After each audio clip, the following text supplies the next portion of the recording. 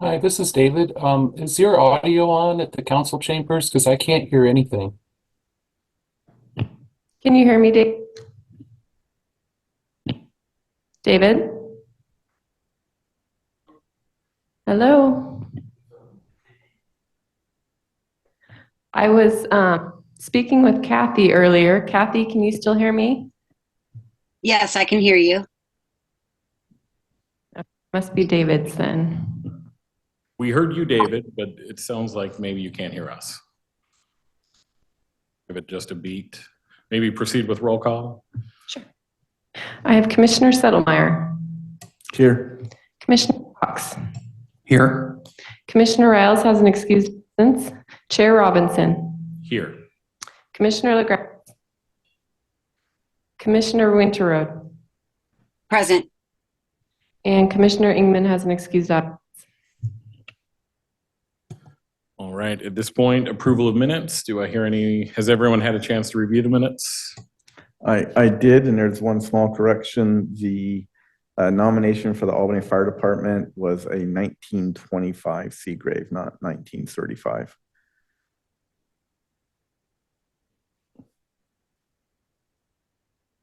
Any other comments or any motions? Can I move as chair?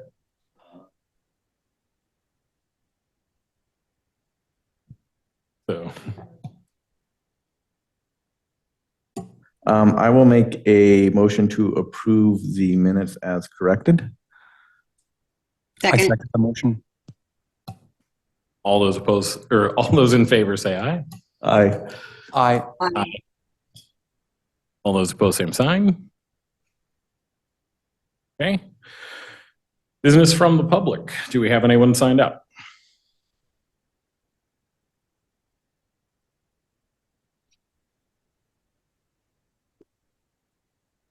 Anything, Lisa?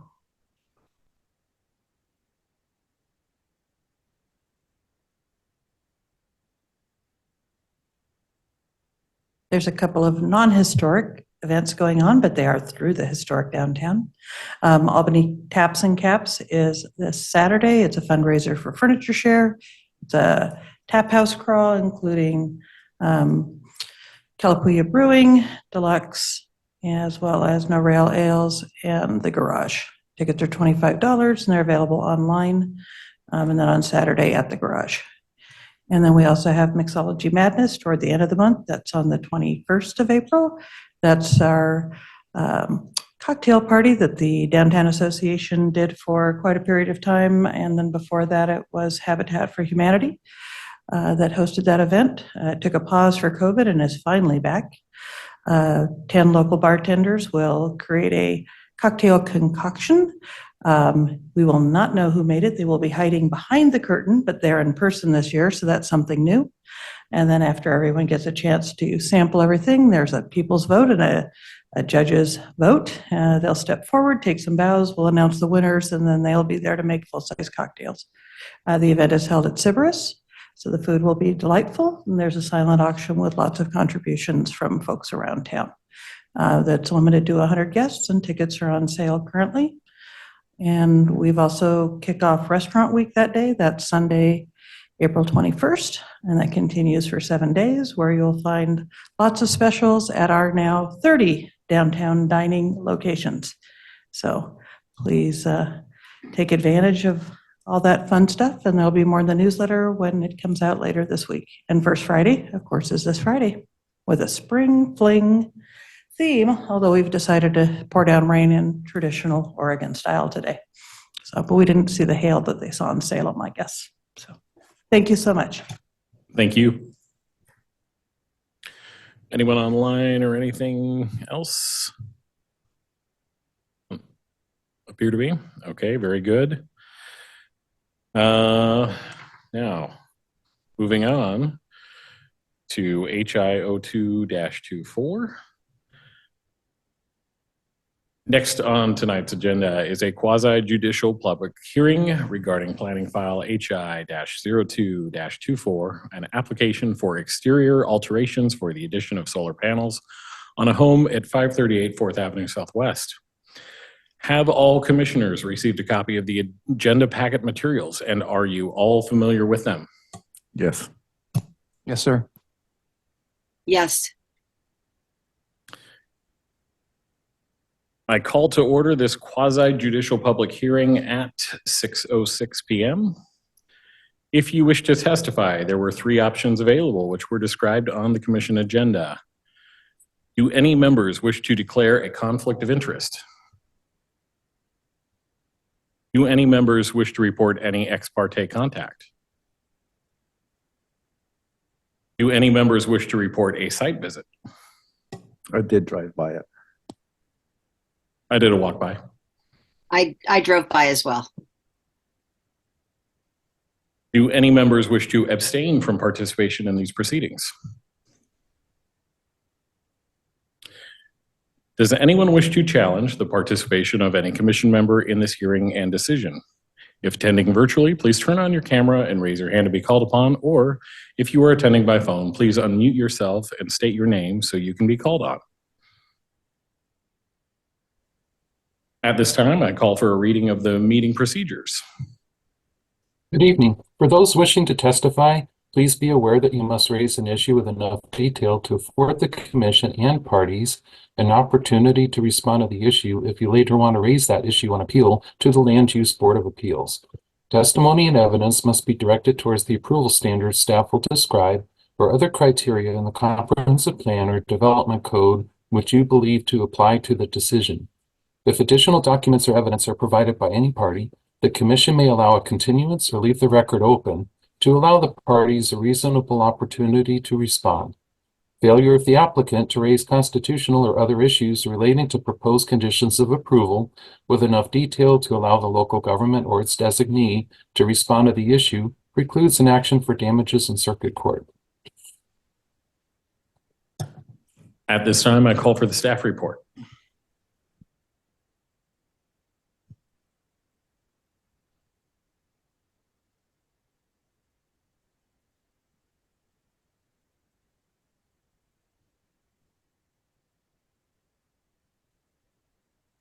Aha, I got it. Okay, so let me just get this up and running. Got busy with the microphone not working there. All right, so good afternoon. This is Alyssa Schrems, Planner 2 with the City of Albany Planning Department. So before you today is HI 0224, a historic review of exterior alterations for the addition of solar panels on a home at 538 4th Avenue Southwest. Today's meeting is a quasi-judicial review process, which means that you are the decision-making body. This is the house in question. Let me move that over there. So as you can see here, it is a corner lot. Facing north on 4th Avenue is the primary facade of the house, and facing west off of Calapooya is a secondary facade of the house. The applicant is proposing solar panels that will be primarily visible on the west roof line of the house, as well as to the south off of a alley access. Here is a photo on the right-hand side showing where the solar panels will be. They do avoid the very first part of the secondary facade. Most of them are going to be clustered in that southwest corner on the house, probably the least visible positions, given that it is a corner access lot with an alley. The review criteria you'll be using today are 7.120 through 7.165. So that's exterior alterations generally, and the exterior alterations criteria with the Secretary of Interior Standards for rehabilitation. You do have 3 options tonight when it comes to making a decision. You can approve the request as proposed, approve the request with conditions of approval, or deny the request. Staff does recommend option 2, approve the request with conditions of approval. These conditions are the standard ones that things be done according to the site plan. There isn't anything out of the ordinary with the conditions. Does anybody have any questions?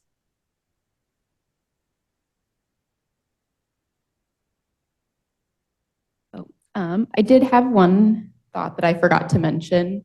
The equipment associated with the solar panels for the meter and things does look like it's going to come off of that very southern portion. If you look, it has the driveway and then the numbers 1, 2, 6, and then 9. That appears to be where most of the service connections are going to be for the solar panels. So I have one question, and this may be more for the applicant than you. The largest grid looks like it's kind of on the center portion of the roof. Is that roof flat? I could not tell from the ground, to be honest with you. So just for the record, we'll have you come up and testify. People online can't hear you, so you're just going to have to repeat yourself when you're ready. Okay, But yeah. yeah, we'll let you have a chance to talk Okay, about it. I'll ask the rest of the questions directly to the applicant then. Okay, sounds good. Do any commissioners have any clarifying questions regarding the staff report? I do not. We will now take. Sounds like Kathy might. Oh, sorry, Kathy. Oh, no, I'm sorry. I said I do not. Oh, thanks, Kathy. We will now take testimony from the applicant. Would the applicant please come up here? Please state your name, address, and make any comments that you have for the commission.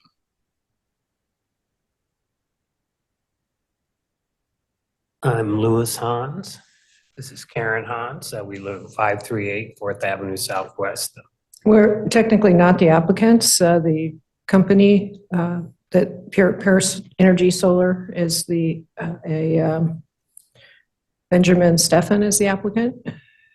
But we're certainly here to answer any questions you may have. And first answer for the question about, is that a flat section of the roof? Yes, that is flat. Anything else to add before we ask more questions? Just that we tried to pick a setup for the arrays that would be least visible from Calpuya Street and 4th Street, because those are the places most likely to be seen from folks walking past the house. We did also, however, want to maximize our solar return from how many panels we have and where they were placed to get the most return for it to counter our electric bill.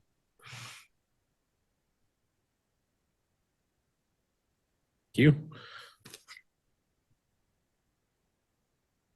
Do commissioners have any questions for the applicants? Yes, I do. So the main 8 sections that's kind of in the center of the house, that's on a flat roof? Yes. Okay. And are those solar panels flat to the roof? Yes. Okay, so those panels should not be seen from either Calpuya or 4th, is that correct? Correct. I'm not sure. It says here 26-degree tilt on those, and I wasn't sure what that was referring to. That they may be raised up a little bit off of the roof because so the rain doesn't get underneath them, perhaps. Okay, but you don't know. They also may have a little bit of a tilt to face south to maximize the solar potential, but certainly nothing that would make them visible from Calpuya Street or 4th Street. Okay, so the 26-degree tilt may raise them, but that will not be enough. You don't know, like in inches, how high above the roof that is? No, I don't.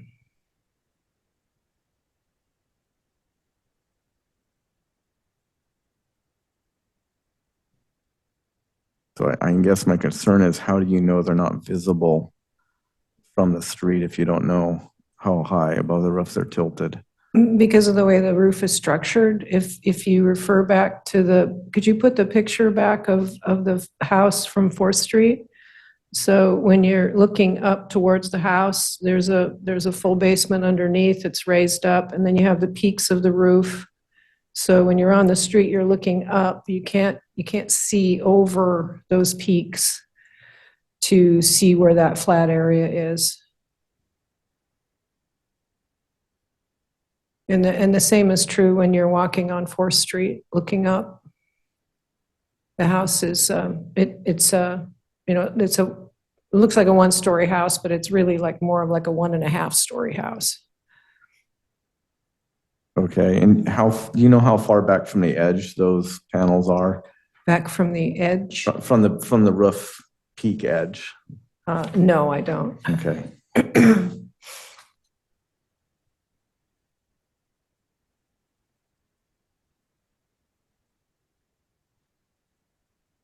Just for the record, we were expecting someone to be here from Pure Energy. Okay, So we weren't expecting to be testifying. right, yeah. Is there, it looks like the new panels are going in on the very southern portion of the house, kind of facing the alley, is that correct? Where the existing panel is? Is there anything there that would be visible from Kalapuya Street?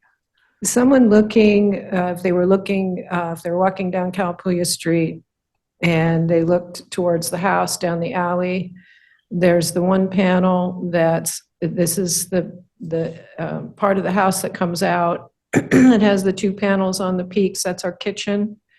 And someone could look down the alley and they could see that panel on that addition of the house. That should be the only one that people can see from Calpuya. There shouldn't be any visible from 4th Street. And then someone walking down Washington Street and looking down the alley, there's the laundromat is there, and then there's our neighbor's house, and then they'd be able to see that panel there that's on the kitchen roof. But they would be looking past the laundromat and the neighbor's house before they would see it. So we primarily tried to focus on maintaining the historic nature of the house that you would see when you walked by on the two main streets, Calpuya and 4th Street. Any other questions from commissioners? My question was on the tilt, and I feel as though the response is sufficient. So I understand. It's a little unclear on the top, but judging from the images that we saw in the staff report, I believe I have an understanding of how it would look on the top.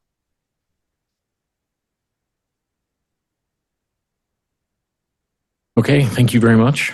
Appreciate it. Sorry, you didn't have a little backup there, but we appreciate you being candid with us. At this point, we will now be taking public testimony if there is any on this.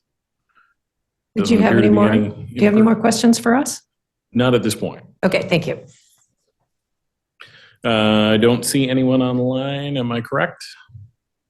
Okay. I'm just going to read through this boilerplate anyway, because I don't know if I covered everything. So I'm going to say, is there anyone else who would like to speak? If you are attending virtually, please turn on your camera and raise your hand to be called by the chair and unmuted. Or if you are attending by phone, please unmute yourself and state your name so the chair can call on you to speak.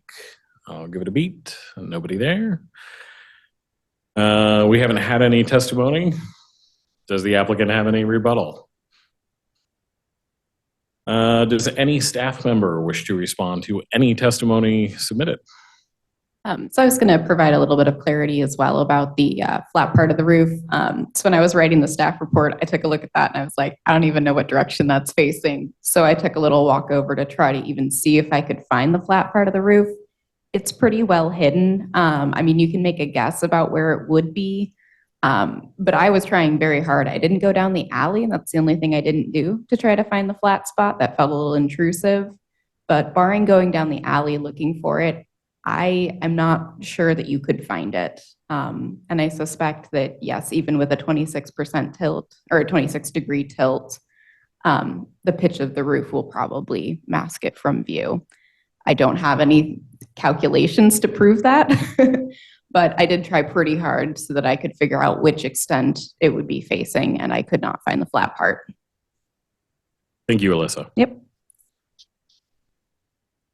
Does anyone have any procedural questions they wish to raise at this time? I declare this public hearing closed at 6:21 p.m. Does the commission wish to deliberate? Yes. I guess that means I go first. So, 26-degree tilt, that's not like super steep. They're not like a 45-degree angle. It's hard to tell if that would be visible from Forest. I'm sure it wouldn't be visible from Calapooya because you have that other ridge that's over 12 feet away. So your angle there, you're never going to see the flat ones there. You will see those ones on the kitchen, but fortunately, they're not on the front one facing Calapooya. They're kind of on the back ridge. So they're there, but they're not in your face. I don't think the ones on the flat roof will really be visible just because it is high enough. But without calculations, it's really hard to know. If it is, you're only going to see just a little bit of them. Sure. 26 degrees is not insignificant. I do wish we had the contractor here so that we could drill down on that a little bit. We have only approved thus far things that we have, as a commission, generally looked for everything to be parallel to the roof planes that they're being mounted on. And I think that has been sort of unanimous with us. That's sort of a hard and fast rule for these sorts of installations. So I have some hesitation because 26 degrees is called out for almost every panel here. And frankly, it does make sense to me that you would want to tilt the north end up so that you were capturing that southern exposure. Trying to think about 26 degrees over that kind of run. I feel like that center section would be quite visible, but our applicants have expressed that they don't believe it's going to be tilted. We don't, that's the thing I'm a little bit concerned about. I'm not sure we have enough information. We don't think it will be, but we don't really know. Attachment C3-1 provides some What page is that? numbers, so it's page 18. Okay. This looks like the developer giving us a blueprint of sorts with numbers and inches. Oh, and that middle one in the middle is the, so that big, what, 1, 2, 3, 4, 4 by 2 in the middle, I think is the. It's really the only one I would have any concern about with that tilt. And there is no scaffolding shown. However, it does say typical, roof plan typical. Does it say 1 to 5 inches on the top and 1 to 2 inches on the bottom? Is that the tilt? No, I think that's the setback from the peak. Yeah. Oh, got it. Yeah, I'm not seeing a tilt number on that. I would be comfortable with a condition, in addition to the standard conditions, saying that the panels should be installed parallel to the planes of the roofs. I would be okay with making the condition just not visible from Fourth. I don't think they need to be flat. I just don't want them to show up on Fourth. I don't think they'll show up on Calapooya. I'm concerned about Fourth. Sure, I don't want to see any scaffolding tilting them up Right. 10 inches on the north end of the building, so it's very visible. I do want to direct your attention. It looks like Kathy has her hand up. Oh, okay. Kathy, sorry. You're on my screen, you're just a little like 1 inch by 1.5. God. Sorry. No, that's fine. That's fine. I appreciate the comments and the concern. I think in reviewing the Secretary of Interior standards and the findings of fact that are required, there's not really a prohibition about them being visible. I think it's important we understand what the visibility will be, but I think what's equally important is that it's temporary or can be removed. I think solar panels, by their nature, people know what they are. They're clearly differentiated from the historic. I don't think there's any impact, any historic materials or features. There's no, so I'm less concerned with whether or not there would be some visibility of the panels. I think their placement is appropriate and that they've done their best to put it in the least visible portion of the roof. Taking advantage of that flat roof, I think, is good, but I do think that it probably does have to have some amount of tilt. I would think I would not support a condition that required that the panels mimic the roof line without any difference in tilt on that, because I'm not sure that would work on the flat roof.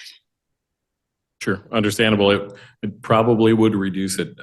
I do think that the Secretary of Interior does discourage any scaffolding on historic structures, but point taken that it looks like they have. What do you, I don't understand what you mean by scaffolding. You mean during the construction phase? No, raising the panels up when they are artificially raised off of the plane of the roof. The kind What's of, standard? go ahead. Okay, okay. Was that, do you know which standard that is? A few meetings back, I brought in Construction or information new from the- additions?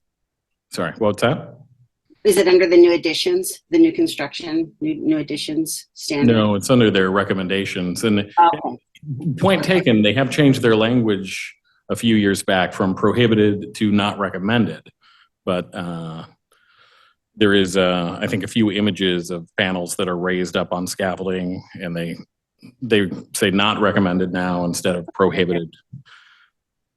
I know there's some, I don't know if they're guidelines, but there was a Technical bulletin. technical bulletin, thank you, from the Secretary of Interior recommending solar panels, while they may be visible on sides, they recommend that they're not visible from the front facade. And I guess that's my concern about whether if they're raised or seen from force or not, because that would look weird to see the edge of solar panels kind of up on top of the roof line. So that's my concern. It's really only the flat roof area that, if raised, would have any impact on the. Yes, correct. Because the others, the roof is sloped, so I don't think they're raised. And because of the slope, mostly hidden. Right.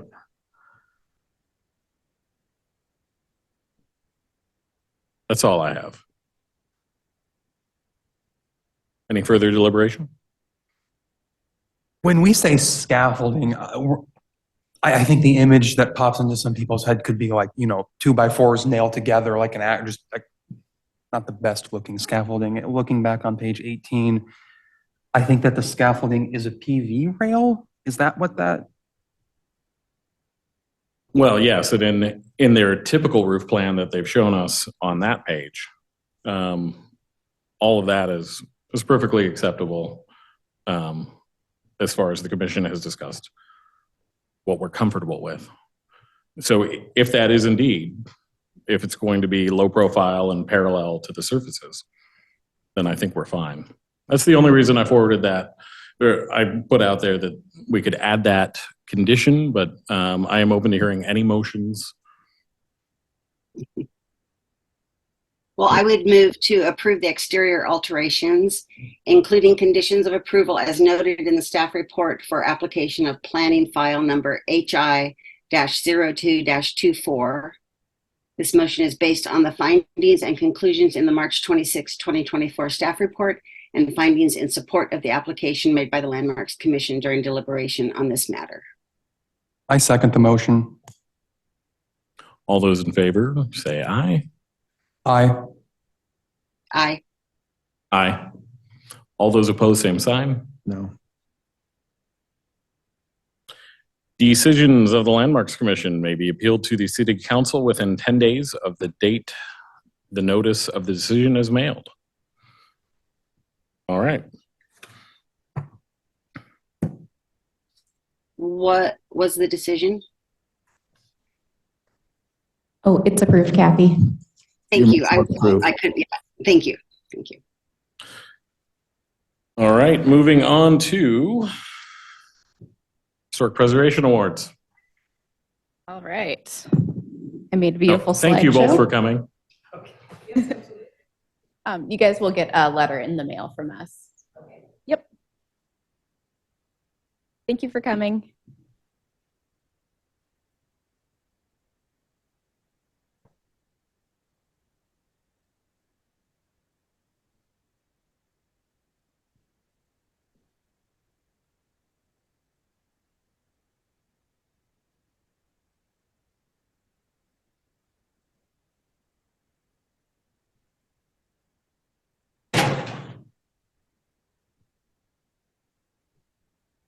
All right, I have made a beautiful presentation for everybody. I braved the weather today because I waited too long to take photos. All right, so this is the first nomination that was made. This is a new construction, so it is one that's just meant to fit in with the design of the neighborhood, but not necessarily intended to mimic it. It is at 326 6th Avenue Southeast. So this is over near the pool on the northern side.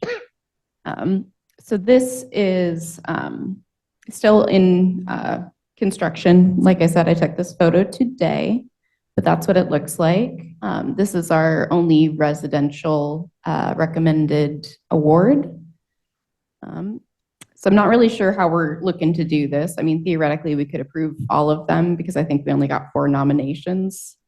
But I'll just kind of leave it free form, see how everything shakes out. We can go based on vibes. This is the second one that was recommended. So 328 Ferry Street Southwest. Kathy, I'm not sure if you were familiar with this one. It, I think 2 summers ago was damaged by a firework that was left in a trash can out back. And so as you can see in the right-hand side, there was a fire and they pretty much had to gut and replace the interior of the structure plus the windows. They ended up getting custom-made JELD-WIN windows that are wood, so everything is historically accurate and does appear to mimic what was previously there. Do Oh, you great. have a photo of the front side? Because the front side, it actually looked a lot worse than in this photo. It was really bad.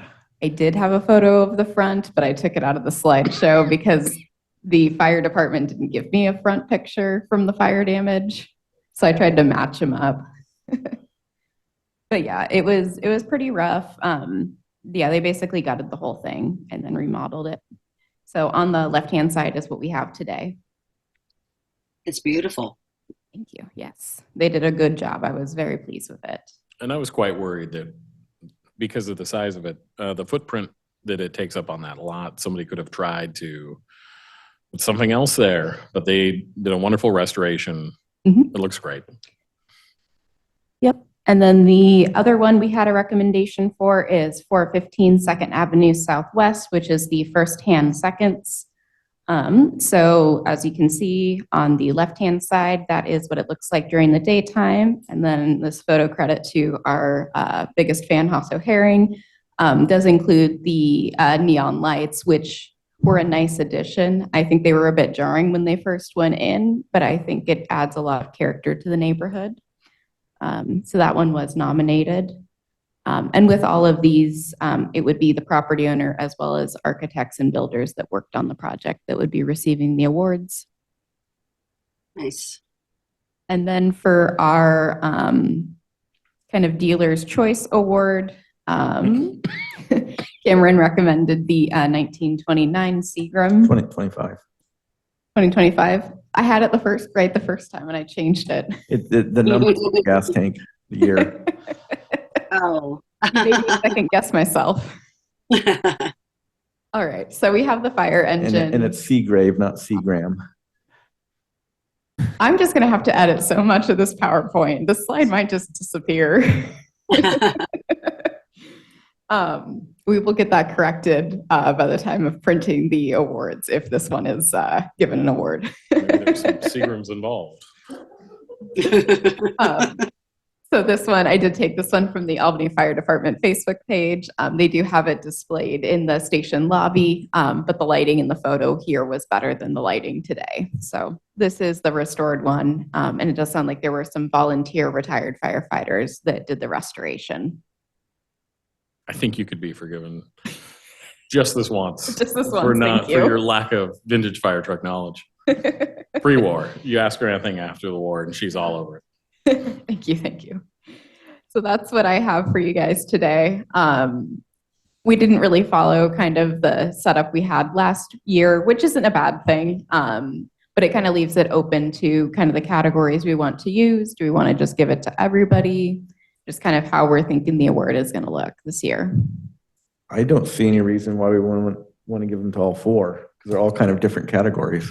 I like all four. I concur. I think great infill project.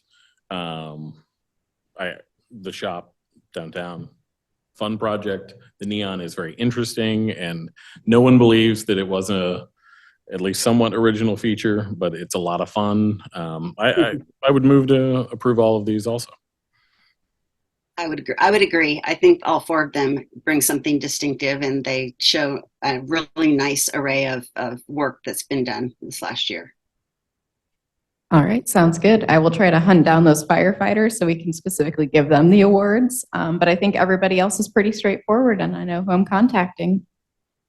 So we'll move forward with that. I'm thinking that this time around we'll do awards here at Landmarks. Doing them in the council meeting was a little chaotic last time, so I'm thinking we try it this way this time, and if we don't like it, we do something different the following year. My only concern with doing them during landmarks is, as you can see, there's generally not as much people or recognition here compared to city council. This is true. Could we do this during one of our events, like maybe a talk, or could we do this during, well, I'm open. This does segue into a good point. We have somehow ended up with a lack of events in May. So we did start moving things. I think you have the researching your historic house. I was going to try to get a good date out of you. What are you thinking? It's going to be May 20, the evening of May 20. Okay, May 20. And then And that talk will be in Corvallis, and then I'll be doing another one after the homeless tour in August. That date will be to be determined. Okay. Do you have a time idea for the May 20? I don't have a specific time yet. I'll try to find out. I know it'll be in the evening. Okay, sounds good. And then as far as the talk goes, Kathy, I did reach out to Gail, and I have not heard back from her. Okay. So there's two routes we could take. If you wouldn't mind reaching out to her and maybe seeing if you get something, we could go that direction. Or I could reach out to David Lewis, since he just wrote a book. I think he's basically on a press tour. So I think he's okay. I can try to reach out and see what I can do if I can get a hold of somebody. Sure, I'm happy to do that. Okay, that sounds good. And then I can coordinate getting a space for the talk and everything. Is there maybe a way to advertise the May Landmarks meeting to get some interest in the awards, to maybe get a few extra people to come to the meeting? There probably is, but now that I am thinking about it, we do have probably 3 land use hearings. You may notice that our schedule was not as busy as I threatened, and that's because everybody has ended up in May. So the more I am talking about doing the awards at our May meeting, the less it seems that is a good idea. We could set up a separate one and advertise that for the awards. That is one option. Or we could really just do the city council award ceremony. The advantage of city council is that, again, it's a more recognizable, more visible meeting. Mm-hmm. And so it brings visibility both to landmarks and, of course, the people that we're giving the awards to. Yep. So I kind of tend to lean that way. And I think we had an audience member with their hand up. Yes. That would be an option as well. Wednesday might be an option because there's a work session and that might work better. A work session on a Monday. Monday. Yeah, though, I mean, that would be possible, though again, for the same reason, you're not going to get as much visibility because work sessions don't generally have nearly as many people attending. It's also during working hours, so people like me are working. I have another idea, which could be a terrible idea, but let's see what we think. Mhm. It's my understanding that the museum has moved their cemetery tour to May Oh, because of the heat over the last couple of years. okay. Is it possible we could see if they would be interested in collaborating with us? Yeah, I could reach out. How do the other commissioners feel about that? Is that a good idea? Is that a bad idea? I think the more visibility, the better. The more opportunity for bringing more people together, the better. Right. So that would be an option. The other option would be, would we want to do our own event of which the award presentation would be part of it? But then the question is, what would we do for the rest of the event if we did something like that? That would draw people. And that's an open-ended question. I don't have a, we have a Audience come on up. participation.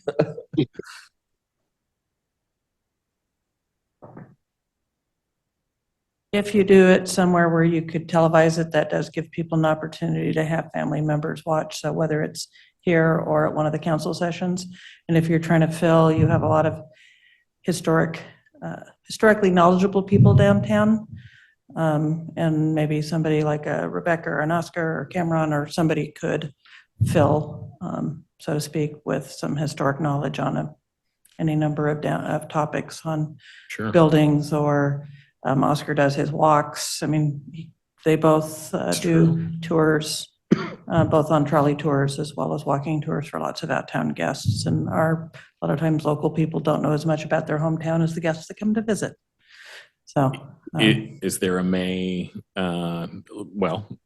Oscar's walking tours? Or he'll be doing his 2 walking tours. Maybe they could segue into this event if the days matched up, or just ask one of those individuals if they're available, or all 3 of them, to do a panel discussion on, I don't know, historic something, and then how Albany started $400 on a horse. I don't care, whatever you want. That's what the Monteiths supposedly paid for the original square mile, $400, and possibly a pony or a horse. I wonder if the First and Seconds building will be a part of, are they typically a part of the First Friday? First Friday? Maybe Yeah. at First and Seconds for First Friday, if we can't come up with another event to hitch our wagon to. We could see. I was thinking we could reach out to Oscar and see if after one of his tours we could offer late refreshments at the city council chambers. We do have grant money again from the state.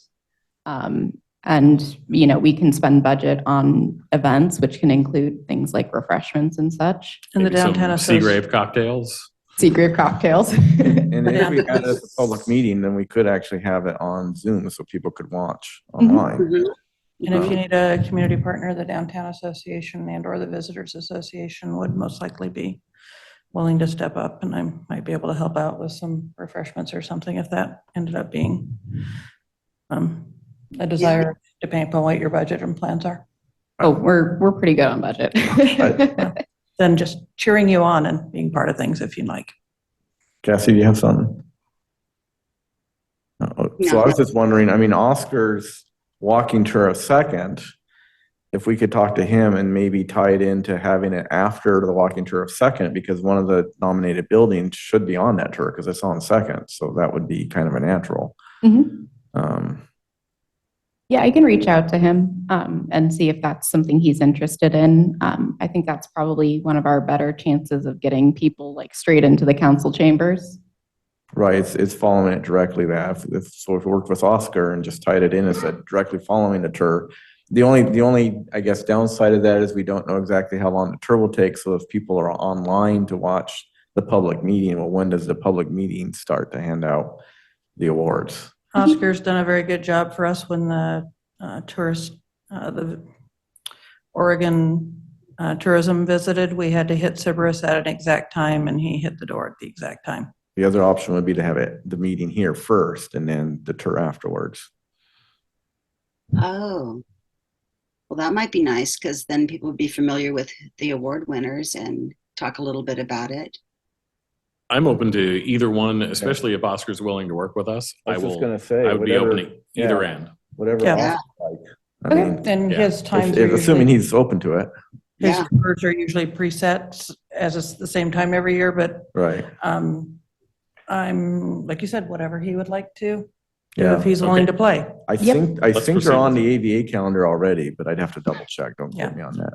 And Rebecca Bond, if you don't know, is recognized statewide for her diligence with the tourism industry for the last 27 years. So Yeah. she's always a good partner too. Well, You let's need proceed extra that help? way. Do you have what you need from Yep, us? I think I have what I need. I've got enough to start with, and I can probably pivot if things aren't working out. Wonderful. Yep. Got Please enough for a just couple plans. Update us if you need us, and Thanks for letting me play. can't speak for everyone, but if there's anything I can do to help, Yep. get a hold of me, Will do. whatever capacity that is. Yep, same here. Okay, very good. That's the Preservation Awards. Business from the commission. Staff updates. We got our grant from We the did. state of Oregon. We got a little bit more than expected. We're closer to we are over $16,000. Okay, So, we have to do a 1-to-1 match, so it'll work out to be a little over 32,000. I'm thinking it's $16,050, but I don't have the exact number, so just a tidge over. So we do have enough That's to play great. with. We were talking about putting about half of our budget towards pass-through grants. I am going to get working on having something publicly available as far as applications go. But in the meantime, us receiving the money is not a secret. I have to take it to council next week. But if you have talked to anybody who is looking for money for historic restoration, by all means, let them know. Do not promise them they'll be approved. It is a competitive process, but just let them know that it's out there. We want people to take advantage of the money. So the more the merrier.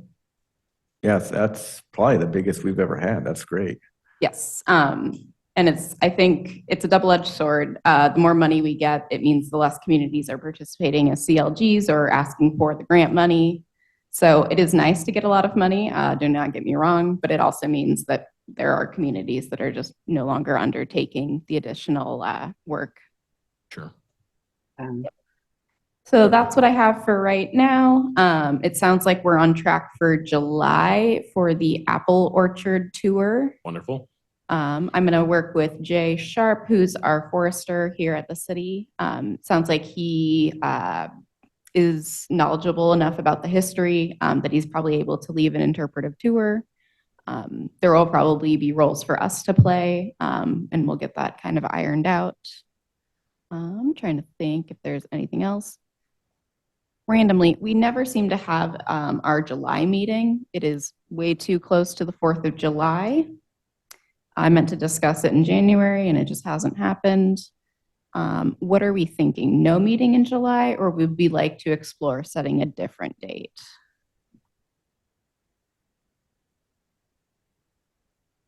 It's just always too close. Yeah, so that's the 3rd of July. Yes. I would be okay with not meeting then unless we get really backed up with Sure. land use cases. Yeah, obviously if there's need, there's need. Mhm. And at that point, I would be willing to explore another date. Okay, that sounds good. I would hazard a guess that we might not get quorum if we do it that week. So if we do end up with land use cases, I will probably reach out to see if there's another date we can make it. Very good. Yeah. Yeah, we may want to just postpone it by a week or something. Yeah, there's a number of different commissions that operate. Usually when I look at the calendar, it works out to be the 3rd week. So we have to entirely skip the 2nd week because I think right now would be city council. That's true. Yep. I think previously we had some Thursday conflicts, but we can work out the calendar if it comes up. You let us know. We're I here will to do serve. that. Yes, I'm flexible. Yes.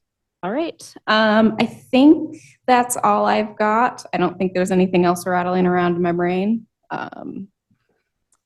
Great. Anybody else? And anything we can do to like get the word out that we can possibly help with these pass-through grants. I'd like to get back to that. It's done some good in the past. So I don't know how we can do a little outreach on that, but that is a priority for me to do some of that pass-through and let people know that we want to help.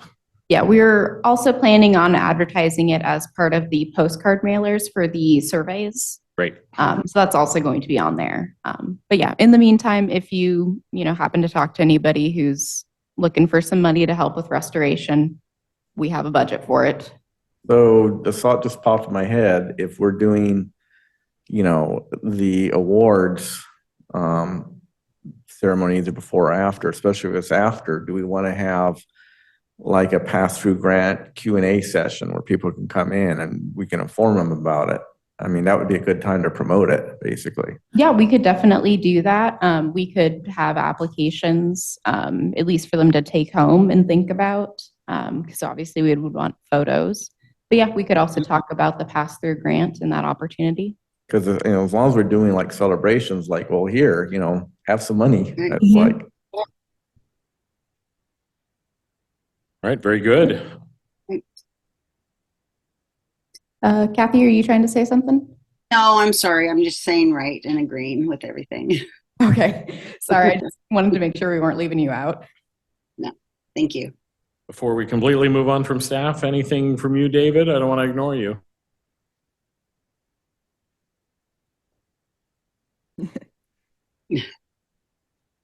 Sorry, I hit the wrong button. No, I think Alyssa's already alluded to it, but we are in the process of designing the postcard that will be sent out to owners of historic properties and invite them to complete the survey. So I'm hoping that we will get that off the ground probably by the end of this month. Excellent. Thank you. Thank you. All right, that's it for staff. I will declare the next meeting date Wednesday, May 1st, 2024. And at 6:53 p.m., we are adjourned.